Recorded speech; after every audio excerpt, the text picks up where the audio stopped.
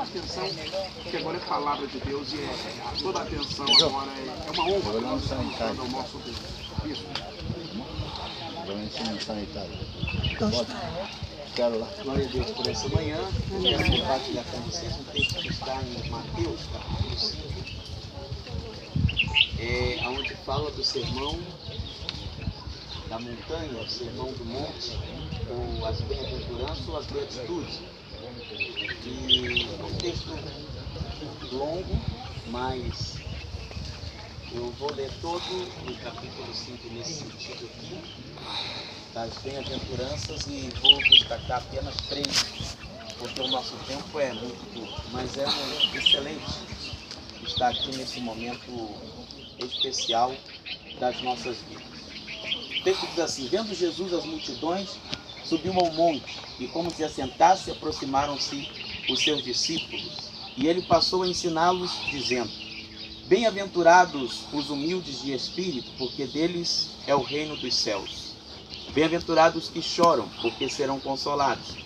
Bem-aventurados os mansos, porque herdarão a terra. Bem-aventurados que têm fome e sede de justiça, porque serão fartos. Bem-aventurados os misericordiosos, porque alcançarão misericórdia.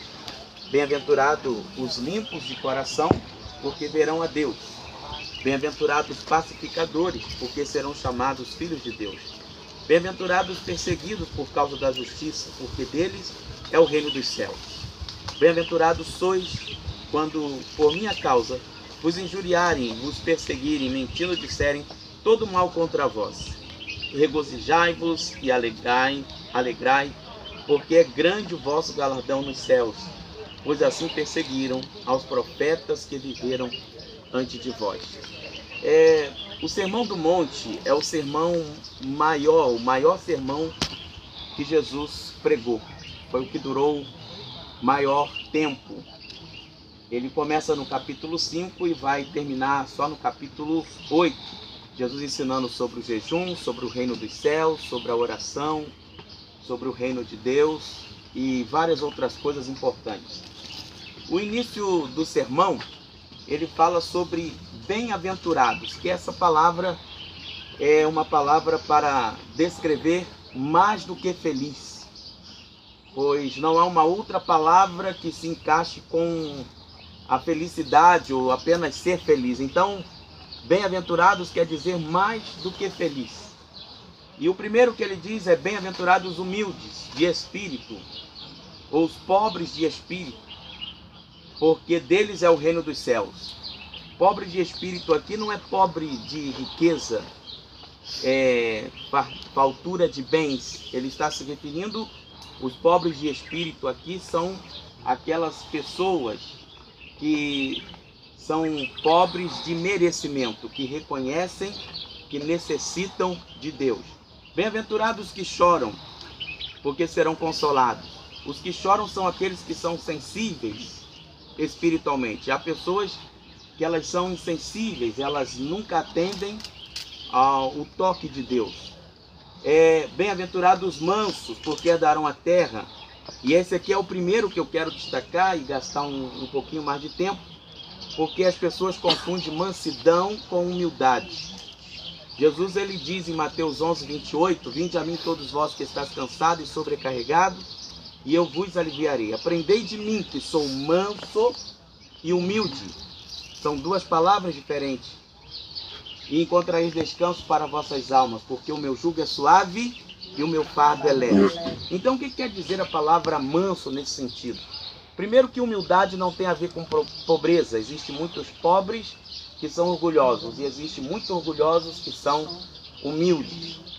A palavra manso quer dizer uma pessoa que ela tem a capacidade de usar 100% do seu poder, mas ela não usa todo o seu poder, ela usa apenas parte daquele poder, reservando parte daquela autoridade para um momento mais preciso.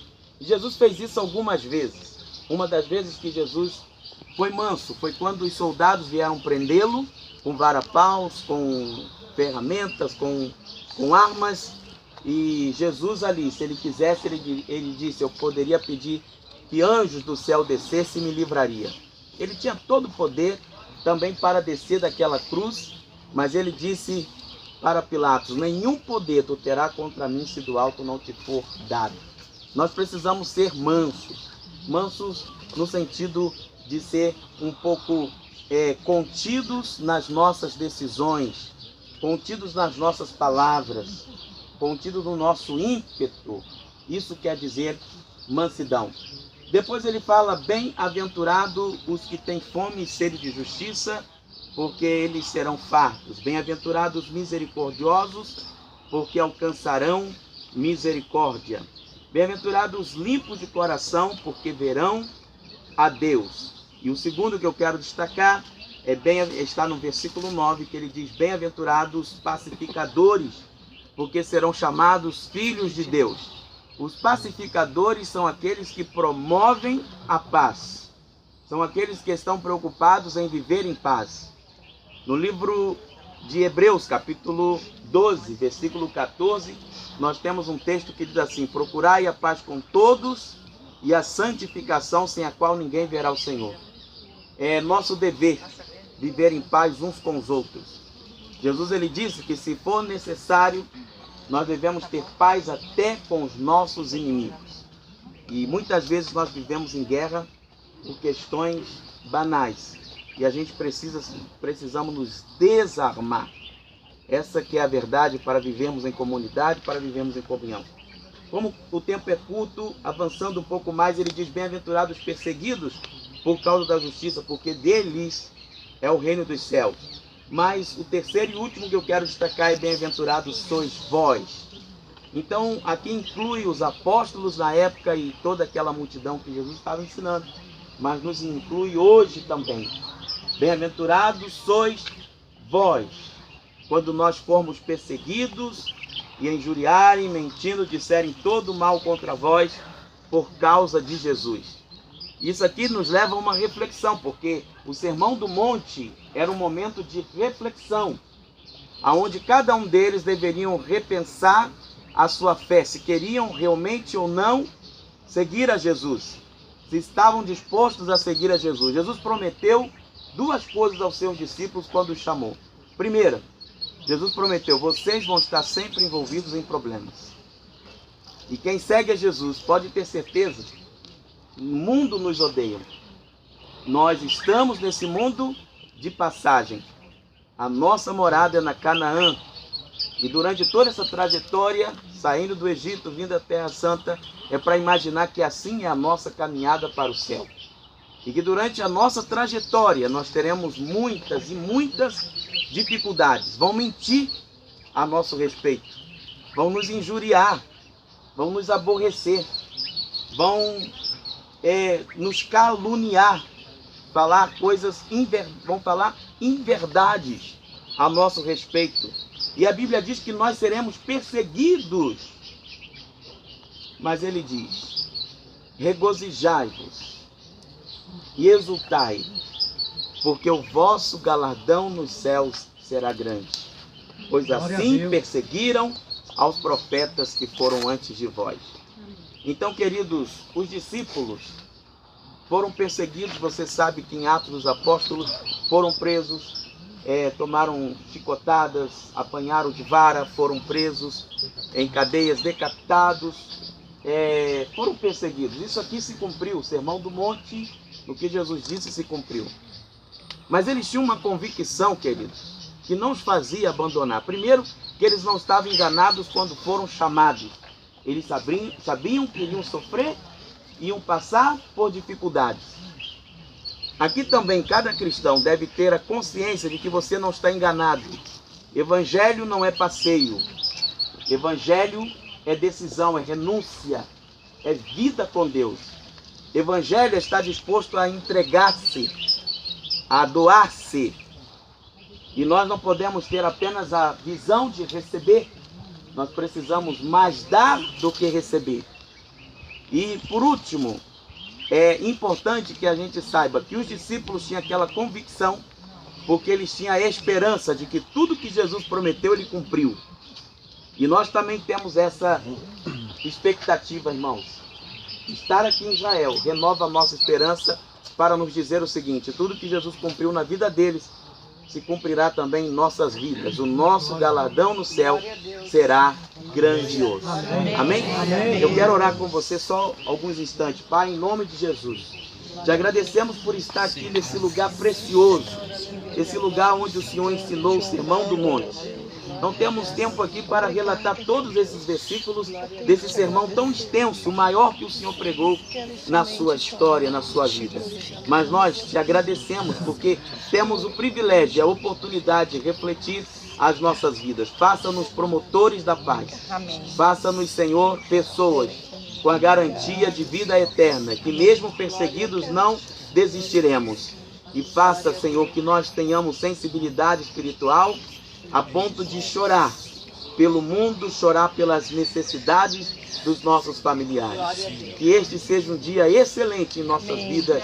É o que oramos agradecido em teu nome. Amém.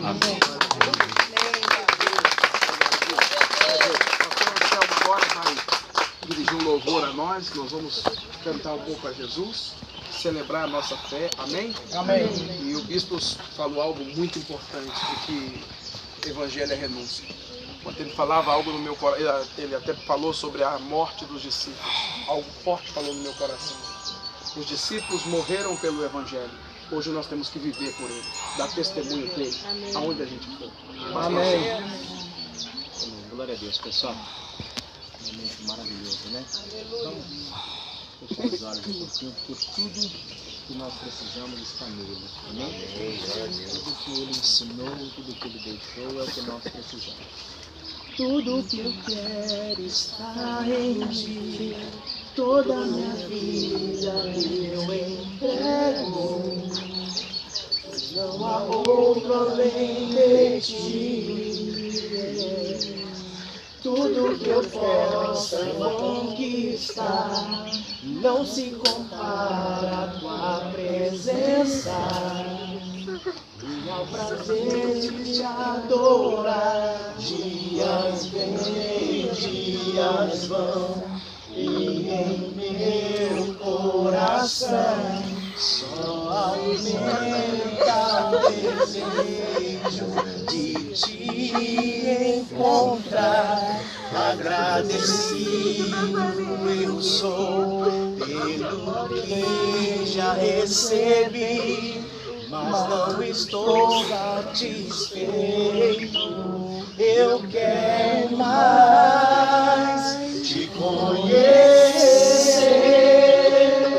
e prosseguir em te conhecer. Esse é o alvo da minha vida, Senhor. Te conhecer e prosseguir em te conhecer é tudo que eu quero pra minha vida, Senhor. Eu quero te ver como nunca te vi, tocar, te sentir, tuas mãos me tocar. Podes fazer em mim o que tens que fazer. Quero ser segundo teu coração. Te conhecer e prosseguir em te conhecer. Esse é o alvo da minha vida, Senhor. Te conhecer e prosseguir em te conhecer é tudo que eu quero pra minha vida, Senhor. Te conhecer e prosseguir em te conhecer. Este é o alvo da minha vida, Senhor. Te conhecer e prosseguir em te conhecer é tudo que eu quero na minha vida,